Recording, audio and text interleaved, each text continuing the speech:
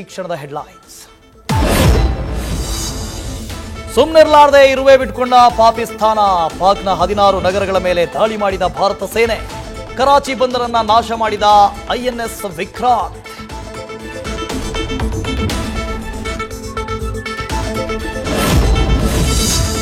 ಇಸ್ಲಾಮಾಬಾದ್ ಮೇಲೆಯೂ ಭಾರತದ ಡ್ರೋನ್ ದಾಳಿ. ಬೆದರಿ ಬಿಲ ಸೇರಿದ ಪಾಕ್ ಪ್ರಧಾನಿ ಶರೀಫ್. ಸೇನಾ ಮುಖ್ಯಸ್ಥ ಆಸಿಫ್ ಮುನೀರ್ ವಶಕ್ಕೆ ಪಡೆದ ಪಾಕ್ ಸೇನೆ.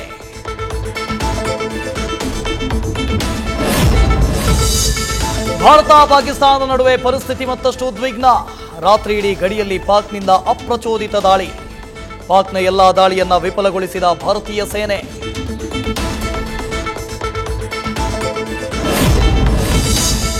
ಭಾರತ ಪಾಕಿಸ್ತಾನದ ನಡುವೆ ಆಪರೇಷನ್ ಸಿಂಧೂರ ಯುದ್ಧ. ಇಂದು ವಿದೇಶಾಂಗ ಇಲಾಖೆಯಿಂದ ಸುದ್ದಿಗೋಷ್ಠಿ. ಇಂದು ರಕ್ಷಣಾ ಸಚಿವರಿಂದ 3 ಸೇನೆಯ ಮುಖ್ಯಸ್ಥರ ಜೊತೆ ಸಭೆ.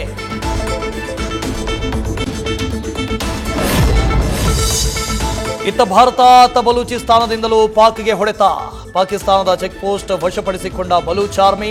ಚೆಕ್ ಪೋಸ್ಟ್ ಬಿಟ್ಟು ಓಡಿ ಹೋದ ಪಾಕ್ ಸೈನಿಕರು.